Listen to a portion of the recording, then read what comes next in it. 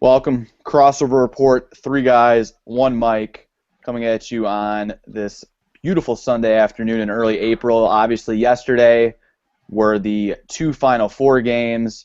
One of them, I think, surprised a lot of people. The other one was kind of chalked up as it was supposed to be. So kind of touch on those two games, and then tomorrow night, obviously the national championship game. So going to do a little bit of a preview on that game, give our thoughts on tomorrow night's game. As always, Nick Damiani, Paul Lamb, and myself, Neil Doyle. So last night, both of the Final Four games, North Carolina, Syracuse kind of went as planned, but in the first game of the night, Villanova, Oklahoma, which a lot of people thought would be, the better of the two games last night, turned out to be far from that. A shocking, I think, outcome. Villanova dominated, to say it was a complete, to put it nicely, ass whooping of Oklahoma. 95 to 51, 44-point victory, largest ever in a Final Four game. And, I mean, yes, I think a lot of talk's been how Buddy Hield did not come out and perform as advertised, but you can't blame, I don't think, that loss at all on Buddy Hield. The rest of the team, I mean, it was just a really poor showing for Oklahoma, and their biggest game of probably their program's history. It would have been a chance for them to make it to their first ever national championship game. And it was just, it was so far from that. So, I mean, obviously, I think shocking, to say the least, from the outcome. I guess just what are your guys' thoughts on the game? Was it, I don't really know what else to say other than it was just a shocking game. I thought it would be a competitive back and forth game, like it was the first 7 minutes or so. It was back and forth, and then after that, I think Villanova went on like a 21-4 run towards the end of the first half. We're up, I think, what was it, 12 or more, 14 at halftime, and then just from there, the second half, just never did Oklahoma come back. So was it obviously shocking to you guys, and what are maybe some takeaways from that game last night? Paul, anything that you'd like to share? Yeah, I mean, you pretty much said it all. Buddy Hield didn't have a great night, but he was 1-on-4 or 1-on-5 most of the game. Like, if you saw the buckets that he had, I think he only had 8 points on like 2 or 3 field goals. The two layups he had to account for half his points were like unbelievable. Like cutting across the lane, above, up and under like 4 people. He played. It's not that he played bad. It's just there wasn't a lot open for him. Yeah, it was surprising. My favorite part of the game was Oklahoma was down 45 points with 3.5 minutes left, running the fast break, and the guy tried to throw an alley-oop off the backboard, down 45 points, 3 minutes to go, throwing oops off the backboard. I thought that was great. Showed a lot of balls to do that. But overall, not a great game. Wasn't very exciting at all. Nick? Yeah, definitely shocking. I mean, a team that's had, 3 guys that shoot around 50% from 3 all year, and then as a team they come out and shoot like 22%. I think they were like 6 of like 30 or something like that. It was ridiculous. I mean, I guess that's a lot of credit to Villanova's defense, but you don't just shoot 31% on defense alone a lot of times, I feel like. I mean, this is a team that's lived and died by the 3 all year, and they died by it yesterday. They're actually murdered by it. Yeah, and I think you do have to credit a lot of that Villanova defense. They played great defensively. It seemed like every other possession they were creating some type of turnover, were just scrappy on the defensive end. But Oklahoma also just couldn't come out and shoot the ball worth a damn last night. Couldn't hit the side of the backboard. And then you got to credit Villanova. I mean, they came out and just put a hurting on them. Didn't let them at all have a chance to stick around. They shot 71% from the field themselves. And that's all they've done all tournament long. And I don't think it should be surprising to anybody that they played as well as they did last night. Now, I think the 44-point routing of the Sooners was what surprised a lot of people, that Oklahoma wasn't even in the game. But Villanova has done what they've done all tournament long, blown out another team. They've won, I think, all 5 of their games by 19 points or more. And they came out, and 4 of their 5 starters have done the same thing every time. They had 4 of their 5 starters in double digits. They had 2 guys off the bench scoring double digits, and everything went Villanova's way last night on both sides of the floor, and it was just a shocking and crazy win, I think, to say the least. Was supposed to be the marquee game of the night last night. Should have been a lot closer, but far from it. So Villanova back in the national title game, trying to win their first championship game since 1985, and got to credit Jay Wright for getting his team ready, especially coming off that Big East championship loss. A little rattled coming into the tournament, but they've been far from that. Then the second game of the night, a lot of people I don't think were surprised at all by this outcome. North Carolina took it 83-66 over Syracuse. I mean, it was much of a Tar Heel game where they led. Syracuse stuck around though, unlike Oklahoma, who just couldn't even get it to any type of close game last night in the second half. Syracuse was down by only 7 with about 10 minutes to play. We're down by as many as 17 at one point. So nothing, I don't think, though. Finally, I think Marcus Page, though, down 7, hit 2 threes. Were you guys at all, shocked by this outcome, or at all shocked that Syracuse hung around a little more than people expected them to? I know you guys thought they were going to win by, Knicks at 30 or something. I mean, they won by a lot, but Syracuse was in that game with about 10 minutes left. Any thoughts from that game at all last night? Nick, okay. First off, I don't know if I consider being in the game when there's 10 minutes left in the second half, down 7. That's just kind of, you're there. There hasn't been that much time played yet. They're not going to win by, they're not going to be up by like 20 at that point, but it's what they finished is how they killed them. They killed them. I thought they were in control of the game the whole time. They just had too much talent for Syracuse. Sure, well, let's give Syracuse a win for being down 7 with 10 minutes left to make you feel better, Doyle. They got killed. This was expected. Marcus Page did exactly what he's supposed to do, hitting threes out of the zone. Bryce Johnson was his usual self. Everybody stepped up. Joel Berry had like 10 assists. Just deep team. I think they're going to kill Villanova. We'll talk about that in a minute. Paulie? Nick said not much time had gone by. 3/4 of the game had gone by, but 3/4? Yeah, you're right, actually. You're right. Anyways, I think North Carolina, Syracuse tried to do that press, and North Carolina is just they're too long and too fast. It turned into just a layup line for them. I wasn't surprised. I don't know the stats, but I don't think they shot that well, which we said was going to be a big key for them. So they did that without shooting that well. But yeah, just another double-digit victory for them, which they've done this entire tournament. Yeah, I agree with what Paul said. Breaking the press is what helped them. I don't agree with Nick at all. Marcus Page hit 3 threes. I mean, he was they shot 23%. You only needed 3. You only need 3 shot 23%. No, I agree. And they killed the zone inside. Had no answer for Bryce Johnson or Kennedy Meeks on the glass. They had 9 offensive rebounds just with the 2 of them alone.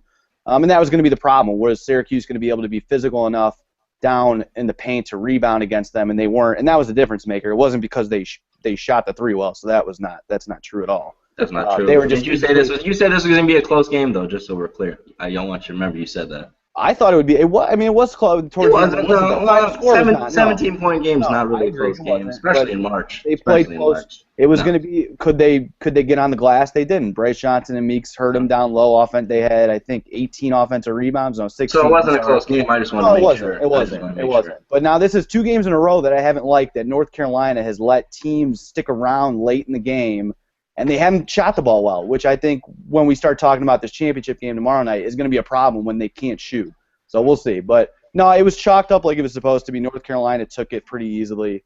And I don't think anybody was shocked. So it seems like, looking at this tournament, I don't know if this is the championship really too many people would have. A lot of people, I think, obviously, you two being 2 of them, have North Carolina as your champs and in the championship game. Not a lot of people, though, I think, were believers in Villanova.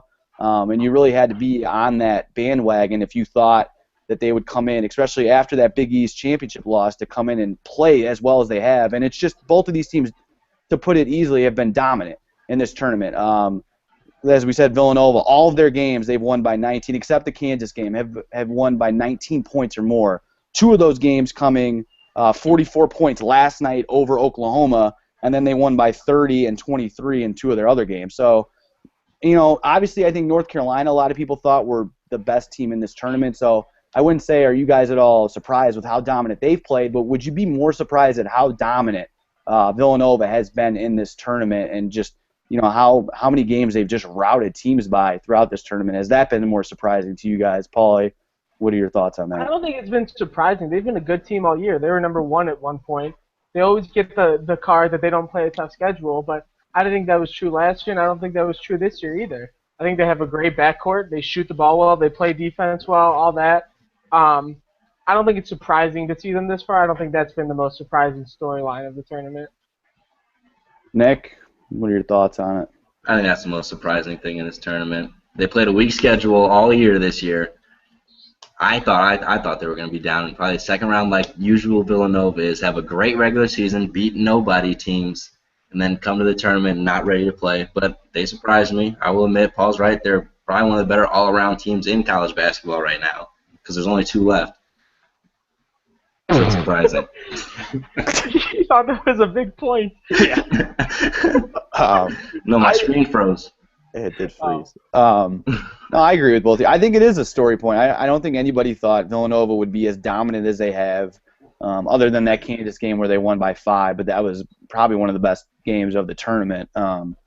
They've just played team basketball. They're doing it on both ends of the court. North Carolina was expected to kind of do what they've done to get to this championship game, and it seems right that, looking at this tournament, these two teams should go up against each other.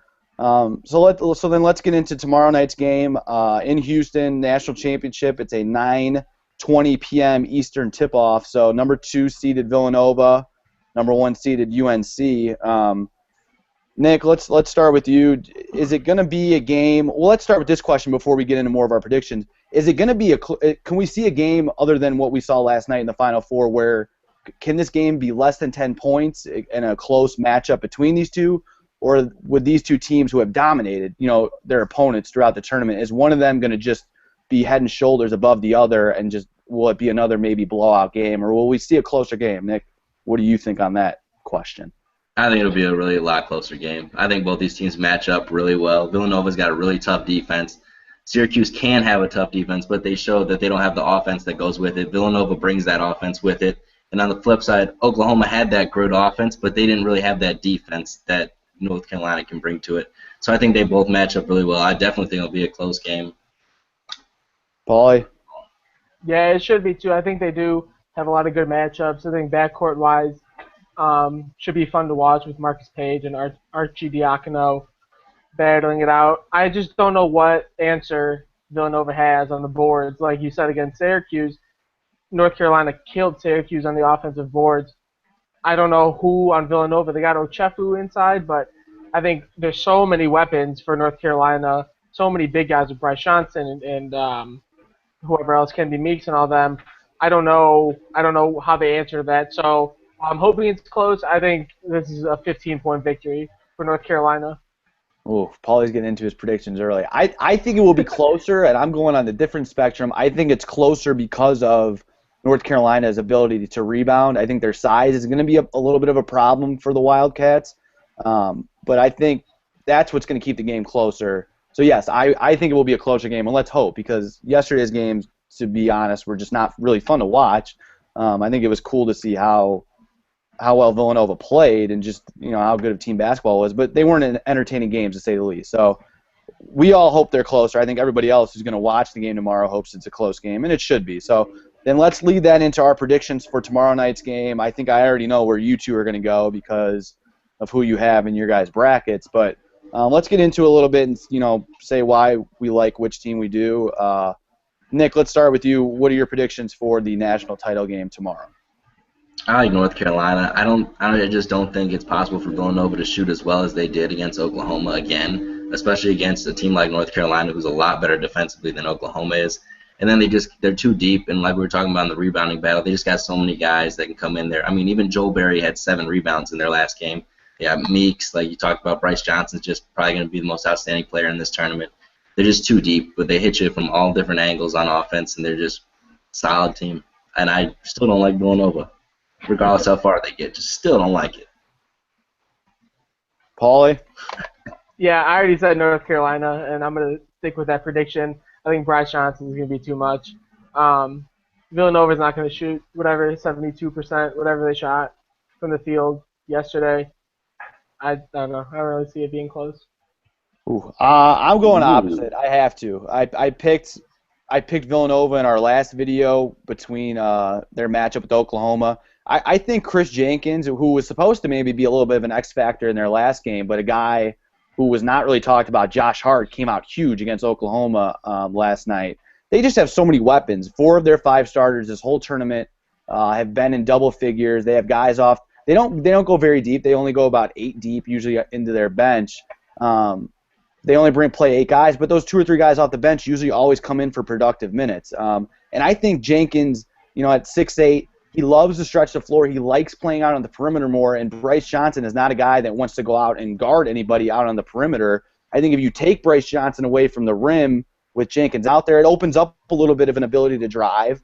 And Jenkins' ability to step out and hit the 3, I think, is going to be hard for Carolina to cover. And I think Villanova, they do a great job. Jay Wright changes it throughout the game. I mean, Syracuse does it too, where they switch to, they put the full court press on. But Syracuse only sits in a 2-3. Villanova will go to 2-3. They will go to man. They will pressure you full court. They're going to change it up enough. I think that could, throw North Carolina off a little bit. And if I just think they've played so well on both ends of the floor throughout the tournament. I don't see them just having a game like Oklahoma did last night and just not be able to come out and be able to shoot the ball. They've shot the ball well, so well this whole tournament. And I think a guy, I'm going to say, I don't know, maybe Nick won't like it. I think Jalen Brunson, who hasn't done anything flashy in this tournament, and he hasn't been asked to because he's just going out there, he's distributing, he hits a few baskets here and there, he's been playing pretty good defense. I think he does an okay. If he has to guard Marcus Page a little bit, he'll do fine guarding him defensively. And I think he knocks down maybe 2 or 3 of those threes that he takes tomorrow night, which is going to, just add to, I think, all those other Villanova players who have done well throughout the tournament. He hits 2 or 3 big threes, puts them up. I think they keep doing what they've been doing all tournament long. I'm going Villanova 86-75 tomorrow. I think it's a close game. I think they pull away with free throws. 11. I'm going 11 because it's free throws at the end. North Carolina have to start fouling.